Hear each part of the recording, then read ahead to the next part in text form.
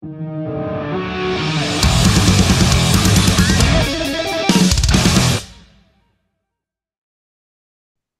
Nev. Yeah, me. Oh man, How you going, good to see dude? you. Yeah, good man. How are you? Oh, not too bad for a Thursday. Yes, I've lost track Yeah, of yeah, yeah. days. So, yeah. Where are you, brother? Yoronga. Yourself? Goldie. Well, Northern Goldie. Gold Coast. Well, like whereabouts? Northern Gold Coast. Ormo. Ormo. Ormo. Yeah. Cool. Yeah, I Uh, went to high school in Robina.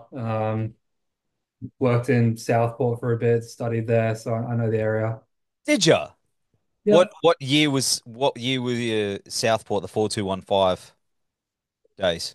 Oh, that would have been 2013 to 15, I want to Okay. say. And I was an expressive kid as a teenager. Went down to Ah, Expressive Palm Beach. Did you ever go there? yeah, man. Yeah. Man, we probably crossed paths 100 times over. I reckon we would have. Just, Yeah. just. Do you remember Music Mania? No, Oh, okay. That might have been just before just before my time. your time. Yeah, Maybe. Yeah. that was the I thing. was like, I was starting to go to shows in the scene and everything just as Shed 5 was shutting down. The second Shed Five. Yeah. Yeah. The one that was in near Harbour Town. No, Burley. Oh, the Burley one. Okay. Yeah. The original one. Yeah, I guess so. Yeah. The Burley Uh, one. Yeah. the original one. Man, funny story. I played a show there and I fell off the stage. Remember, did you ever play there? I never played. Never Okay. played there. All right. They had the stairs down the side of the stage, and we played a show there once, and I fell down those stairs and fucked my leg up my knee, and it's never No. been right. So Never been the same. yeah, but I was lit, you know. So that day, that was my own fault. But I remember playing the show and standing up there and my knee clicking and going, "Oh, I'll just drink some more and sort that out later." But And here we are. here we are. I don't know where I was going with that one, but hey man, thanks for joining us on the show. It's good to talk to you. You too, bro. Really good to chat. Yeah, man. I gotta say, this new album, I Feel It All at Once, which will be Yeah. the time this goes up today. Uh, man, I fucking love this album though, dude. I'm gonna tell you, this album hit me really, really hard, and I don't know, man. I don't know how you are with records. It's hard to really find ones that really hook into you these days. The older you get, you may be lucky to get one a year, one every couple of years that you like really grasp onto. And Yeah. this album did that for me. Like Yeah. oh man, shout out to Dave. He's like, man, you're gonna love this stuff. And I checked it out, and I was like, oh man, it's got everything. It's such a fucking good That's album, what we're trying, right? Like we want to do a little bit of everything. man. That was the goal. I'm so stoked you like it. That's awesome. Thank you. Yeah, and I'm not just saying that because we've got to do the interview thing, and I messed up the date. But but man, I messaged him straight away. I was like, man, this album is so good. Like, I want it on vinyl. I'm gonna come move into your house. A big fan now. So, I mean, it's been about 2 years since Paint Me Blue, right? Mm. Yeah. So, I mean, this album compared to that, which is a good album, but it's leaps and bounds. Not only production, but the songwriting. It's phenomenal, man. Like there's that 2 year jump. Like where does that come from? Big part of it, I think, the biggest part was Zach, our guitar player, joining the band. Um, he used to play in a local Brisbane band called the Buzzing Towers, and I saw them at a gig once, and we hung out, and I recorded an EP for them, and fell in love with the way he writes, the way he plays. They've since disbanded, and we were like, oh, well, fuck, if he's available, like, we need this guy. He's good, and he's got something, and he plays guitar differently to how I play. He writes songs differently to how I write. and it was conducive to a new writing environment for both of us doing it together. And I think that was the main thing that made us feel so confident with this album because prior to that I'd been kind of on my own with the songwriting. Mm. So to get someone else who is also a songwriter to kind of team up with me was wicked, wicked cool. So that's the main thing. And in that time as well, it was just looking at the results of the first album, kind of treating it like a post-game interview, like you got Darren Lockyer over here and he's like, yeah, mate, so how do you think he went? Oh, fuck, yeah, could have done better. Me and the boys were fucking, um, and we just wanted to do better. So whether that was us, getting better at our respective instruments Mm. or consuming more music and poetry and to try to think outside the box with lyrics or just broadening our palettes, lowering our expectations, this whole thing is just this like reset that did the whole thing for us.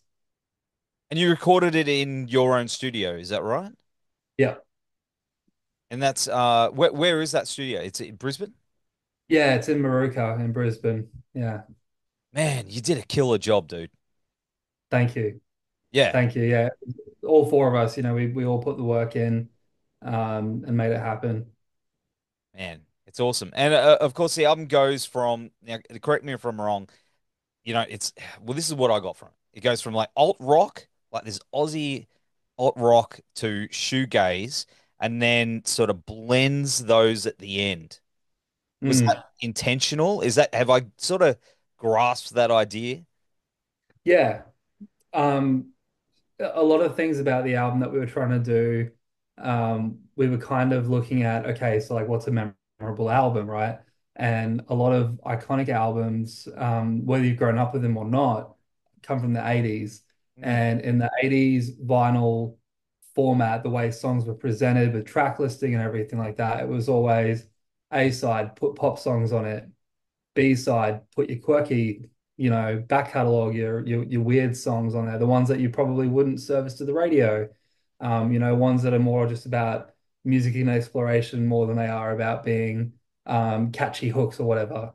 And so we were kind of like, we had all these songs we were sitting on, and we went, okay, well, the first half should definitely be our pop side. It should be our rock and roll songs with our catchiest choruses and whatever we could do there. And then on the B side of the record, it's where it dives into the heavier, deeper, more kind of obscured sounds. And I feel like there's still a sense of kind of consistency in there. It's just like a mood shift, yes. you know? And then obviously there's a track towards the end of the album, track 10, which is kind of, we placed it there. Well, actually, our mix engineer, Greg, suggested the track listing and suggested we put it second last just to remind people kind of where the album started, Mm. right before the last song. So you're getting a like, little reminder of the whole vibe. So yeah, that's kind of yeah, why. Awesome. And another thing I love is there's a sprinkle of metal in there too. Just a tiny little bit in the guitars, like the Julie guitar, like double Yeah. man. And some of the riffs are meaty. Like, where does that come from? That comes from my early teens, growing up in my early teens, my favorite band was Avenged Sevenfold. Yep. Um, Always loved the Sinister Gates Zaki Vengeance pairing. And I Mm. loved watching them play live together and harmonizing and doing all the shit that Iron Maiden did. But I thought it was so cool. And I still do. I still think it's awesome. Um, so it kind of started from that. And then, as I was getting like into my teens, it was turning into, Parkway and Misery Signals and Yep. all the metalcore stuff. Bullet for My Valentine, even, with the harmonized kind of glammy guitars. And over the years, that joy for that guitar sound never went away, whether it's like a Van Halen lick or it's like a Def Leppard song or you go like right into like Thor catalog or whatever like 80s Maiden, Judas Priest, you name it, Anthrax, Anvil, all of them. Like it's awesome. It's a great sound and it's fun to inject it into rock and roll songs. Kind of, The Darkness did it 20 years Yeah. ago, and it was great then, and it's still great now. It's one of those timeless sounds. See, you're speaking my language here, man. I don't know. Like, I'm a metal That dude who loves like alt stuff, and so that's what I think I love the album so much is it speaks to me on all those levels. It's got I was like, oh, it's got the metal stuff. Oh, it's got the emotional stuff, and it's got the heavy. It's as I said before, a bit of everything. And I haven't heard anyone in this country do it like that and perfectly balance it out like that. It's a hard thing to do, and I think you've got your own sound there, which is fucking awesome. Thank you, man. That's awesome. That's really cool to hear. Like, it's definitely like that was the intention. That's what we wanted. We wanted to kind of express our love for all of these styles, and not be shy to kind of dip our toes into each one of them. So it's really, really cool, to hear that you can hear that, and that you enjoyed it. That's awesome. That's so cool. And the cover's metal as fuck too. Fuck yeah. I mean, like the cover was like the Bad Out of Hell thing, right? Like make a super metal album cover for a Yeah. not metal album. It's Bad Out of Hell. Another, 80s album that's fucking legendary. Yeah. So it's all stemming from that kind of seed. We wanted to just treat it like we were living in the 80s. It looks like the kind of thing you'd have on one of those vans. Like Yeah. panel van. Oh, imagine that on the Or front like, of the bonnet. have you Yeah. ever seen those badass like Mac B doubles that have like the airbrushing on them? Yeah. You know? I mean, it's a legit oil painting, but you could translate it to a badass airbrushing, I'm sure. Man, someone's got to do it. I challenge anyone out there watching this, do it to, yeah, just any car will do. Just, like, Wicked campers, we're back, baby. yeah, that's right. Yeah. Yeah. Wicked Camper or Hyundai i30. Just do it. Yeah. Just make it happen. My wife's like, what have you done? And I'll be like, No, oh, no, no. I could take one look at that and be like, you know what, hubby, that is dope. I love that. no, no, she won't think so. But No? she'll, oh, if it's her car, not mine. Um, yeah. But man, I gotta say, I've lost my train of thought. Oh yeah, Calico. I was gonna talk to you about that song because it's talking about the share house. Something that I grew up. Everyone had a mate who had a party house. Or that share house where you'd go, you have some beers, and it would just be chaos. Is it based on a true story for you? Yeah, it is. It is based on a true story. I've actually, with the permission of ex-housemates, used their names in the lyrics. I like the idea of localizing it and making it as literal as possible to tell the story, much like how, you know, I was kind of going off, like Joyce Manor would be very matter of fact with their lyrics. Yeah. And I liked that kind of tone for the context. So, I was talking about my roommates, Matt, my roommate James, like, we had Buckley the cat, she was the calico, and all the fun and games that we had in there, good times, bad times, the whole thing. And, you know, to summarize it, it was all just, it was a blast. The chaos was just total joy. It was great. And the video for Love Language with the knight. Where do you just where do you go and find a castle and a full suit of armor? You can't just go anywhere and just be like, "Oh, mate, can I borrow your suit of armor?" Like, what? How? Where do you It, go? wa- it was a bit of work. It was a bit of work to pull that together. I was a delivery driver on the Sunshine Coast for a while, and I kept driving past Sunshine Castle in Bly. And the first time I saw it, I was like, nah, that's what the fuck is that doing there? Like, that's crazy. There is legit, like, Bly is a pretty metro suburban area. There's like an IGA next door and like a 7-Eleven and a school and everything. It's a regular suburb. And there's a sandstone castle whacked into it. And So I hit them up and asked them if we could film there, and they said we could. So that was that part. And for the night, Semantics, we call him. Um, That's it's our own little thing. We think it's really funny. Um, his name's Mario, and he's like the one level up from LARPers. So like LARPers do, the dress up, they go to the festival, they do the role playing stuff. He's in a thing that's called Boohurt, and it's basically MMA with medieval equipment. And so he actually does like internationally does combat tournaments in armor with like halberds and shit, and he wears that armor. So that's him. That suit that he wore that day was a collection of him and a few of his friends, kind of bits of plate armor that they wanted to put together for the video.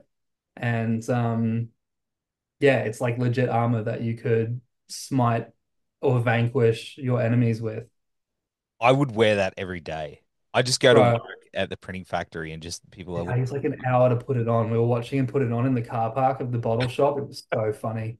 Um, and it took so long. It's like it's massive, and then we had to help like tie him up and like strap the whole thing in. They do like the montages in Lord of the Rings where Aragorn puts his armor on, and you're like, "Oh, this is cool. This is stylish. Look at him putting his pauldrons on." And then you watch someone actually do it, and it's like the most awkward, laborious task. Hopping around trying to get the foot on like that. Yeah, trying to get the Yeah, chainmail on. Like, oh fuck, I put on a few kilos. yeah. That's amazing. That is So amazing. funny. And but you're hitting the road, of course, as we mentioned before, October 18, right? Did I get that right? No, wait. When's the first one? I should know this. I I think it's no, you know what? It's Gold Coast. We're playing How Here Festival on October 13. 13. Why did So you're obliged to be there as a local. I yeah, at in Burley, right? Yeah, yeah. Did I get all my dates mixed up? I know because I I'll, was I'll get your email and put you on the door for that one, so you don't have to worry about a ticket. But yeah, come along to the show, man. That'd be wicked. because that's got what Dizzy Death Rays, Yep. Smith Fifth Street Street, Band. Adolescent. It's a Man, sick lineup. It's gonna be yeah, a good day. that's going to be epic, man. And then you go on the straight run, you're hitting the road, and then you're finishing up in Brizzo. Yep. So yeah, from Newcastle all the way to Adelaide through October, November, hitting a few regional towns on the way. And then yeah, wrap it up at home at Soapbox. And then what? Then we've got another little cheeky announcement that we're sitting on, waiting to put out. Just another gig that we're really excited to be playing. So that'll be out pretty soon. Um, and then it'll just be, you know, talking about next steps. We're looking at 2025, and we're still trying to export ourselves to the States or to Europe or make something like that happen. I don't think any of us are going to pack this in until we've done that. So that's our big goal. Man, I reckon they'll love it over there. You haven't been over there yet? That's No, no. okay. No, we had a booking and a tour organized a couple of years ago, but COVID classic, stitched the whole thing up, and it's been really, really hard to put it together ever since. Mm. Um, so we're hoping that there's some positive reception to the album, and we get a chance to go over. That's the goal. That's the dream. Man, I know you can do it. 100%. I reckon this album's going to take you there, everywhere. I got all the faith in you guys. Like it's as I can't stop raving about it. I'd messaged all my mates and were like, this album is like top five of the year, and the year's Oh not over. man, And it's thank like you. I'm like, boys, you need to hear this shit. You got to hear it. And man, I can't wait. I can't wait to get a copy of vinyl. If I get a copy, can you scribble on it? Yeah, Yeah, fuck yeah. yeah, that'd be rad. Add to the Yeah, I collection. got terrible handwriting. You're gonna love it. Yeah, yeah, me too. Yeah, no one. but, dude, I can't wait. I can't wait, and can't wait to see you guys live. That's for sure.